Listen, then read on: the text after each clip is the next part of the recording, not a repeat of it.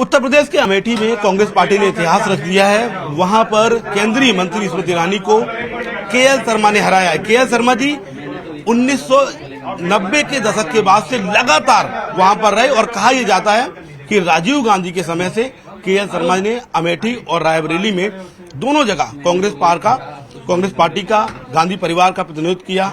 इतिहास रचकर वो लौटे हैं। सर, न्यूज 18 से बात करने के लिए बहुत बहुत शुक्रिया। सबसे पहले तो आपको बधाई। सर, ये कैसी जर्नी रही? आपने स्वयं कभी चुनाव नहीं लड़ा था, तमाम आरोप विपक्ष ने लगाए थे, क्या आप कहना चाहेंगे? नहीं, देखिए, चुनाव लड़ा नहीं था, लड़ाए तो बहुत थे। ठीक है कि प्रियंका जी के नेतृत्व में मैंने बहुत चुनाव लड़ाए। 99 से मैडम का चुनाव लड़ाया, फिर राहुल जी का हुआ, सारे चुनाव लड़ाए। लेकिन प्रियंका जी हमारी बॉस रहती थी उस समय भी, तो अब अपना लड़ना पड़ा। तो पहले थोड़ा घबराहट हुई, लेकिन जब जनता का मूड देख लिया तो हौसला आ गया कि अब जो आदेश है उसका पालन करना कर दिया। सर, केंद्रीय मंत्री स्मृति ईरानी वहां से चुनाव लड़ रही थी। बीजेपी की डबल इंजन की सरकार है, तमाम विकास की बातें कही जाती हैं, प्लान मोदी की बात होती है।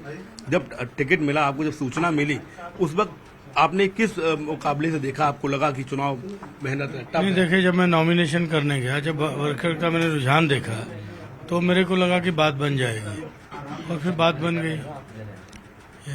सर, एक बार मैं थोड़ा सा फ्लैशबैक में ले जाना चाहूंगा आपको। अमेठी से आपका रिश्ता कैसे जुड़ा, आप वहां कैसे पहुंचे? क्योंकि इस बारे में हमारी पहले बात होती रही है, दर्शकों को बहुत जानकारी नहीं है। तमाम बातें कही जाती हैं कि आप पंजाब के रहने वाले हैं। हाँ। किस दौर में जब आप डीयू में पढ़ते थे तब का थोड़ा सफर? नहीं, डीयू में नहीं, मैं पंजाब यूनिवर्सिटी में पढ़ता था। तो मैं 1983 में अमेठी पहुंच गया था। यूथ कांग्रेस की एक ट्रेनिंग प्रोग्राम लगा था, उसके माध्यम से एक हाई पोटेंशियल लिस्ट बनी थी। उसमें आपके जो CWC मेंबर हैं GA मीर, वो भी तो मेरे साथी थे, रहे हैं उस समय। तो उस समय हम लोग सिलेक्ट होकर वहाँ पहुँचे थे। फिर 85 में राजीव जी ने मेरे को टिकट दिया था, लेकिन मेरी उम्र पूरी नहीं थी, तो 3.5 महीना का उम्र कम थी, तो मैं चुनाव नहीं लड़ पाया। लेकिन फिर राजीव जी के साथ कंटिन्यू किया मैंने। तो पंजाब का रहने वाला हूँ, ठीक है। लेकिन मेरा ज़्यादा समय, अगर 62 साल मेरी एज है, तो 41 साल तो मेरे वहीं गुजर गए।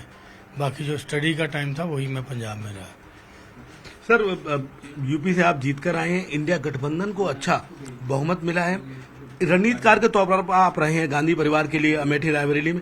इस वक्त आपको लगता है कि इंडिया गठबंधन को सरकार बनाने के लिए ट्राई करना चाहिए, तमाम दल हैं उनसे बातचीत करनी चाहिए? नहीं, देखिए, व्यक्तिगत मेरी राय है, वो तो इंडिया गठबंधन शाम को 6 बजे मीटिंग है, वो तय करेंगे। मैं उतना बड़ा लीडर नहीं हूँ कि मैं इस पे कमेंट करूँ। तो इंडिया गठबंधन तय करेगा। सर, अगर कांग्रेस को मौका मिलता है तो प्रधानमंत्री पद के लिए आपके हिसाब से सबसे बढ़िया दावेदार कौन है? नहीं, मैं तो देखो, ये तो खड़गे जी ने कहा है, ये खड़गे जी की स्टेटमेंट में, उनको कोई वो नहीं करूँगा। तो खड़गे जी ने खुद कहा कि ये पहले नंबर्स आने दीजिए, फिर फैसला होगा PM का। तो आज शाम का बात है, पहले देखते हैं क्या होता है। सर, आपने कई चुनाव लड़ाए हैं यूपी में, आपको क्या लगता है इंडिया गठबंधन को इतनी बड़ी सफलता? सपा ने सभी रिकॉर्ड तोड़ दिए, बीजेपी की सीटें कम हो गई, कांग्रेस पार्टी आधा दर्जन सीटें जीत कर आई, क्या बड़े फैक्टर है? नहीं, फैक्टर है कि एक तो गठबंधन की मजबूती, कि उनके कार्यकर्ता और हमारे कार्यकर्ताओं ने मिलकर चुनाव लड़ा। तो और उसके बाद क्योंकि दोनों पार्टियों की जो वोट का बिखराव नहीं हुआ से, अगर दोनों पार्टी अलग अलग लड़ती तो शायद वोट का बिखराव होता, तो ये शायद रिजल्ट ना आता। तो ये था। सर, प्रधानमंत्री मोदी वाराणसी में 1.25 लाख के मार्जिन से जीते हैं, क्या वजह लगती है आपको? राजनाथ सिंह का भी बहुत वोट 75,000 समथिंग है। नहीं, ये तो देखो, जनता आईना दिखा रही है, ठीक है। ये तो जनता आईना दिखा रही है, तो उसको समझना चाहिए, इससे अलार्मिंग बेल। सर, लंबे समय का अनुभव है, अगर सरकार बनती है तो मंत्रिमंडल में शामिल होंगे आप? नहीं, ये मेरी भूमिका मैं खुद तय नहीं करता हूँ। ये मेरी भूमिका गांधी परिवार तय करेगा। जिस भूमिका में रखेंगे वो रहूँगा। वैसे मैं मंत्री पद का बहुत ज़्यादा चाहवान नहीं हूँ, ठीक है। बहुत बहुत धन्यवाद सर से बात करने के लिए। सहयोगी सोनू के साथ श्रवण प्रताप, नेटवर्क 18 दिल्ली।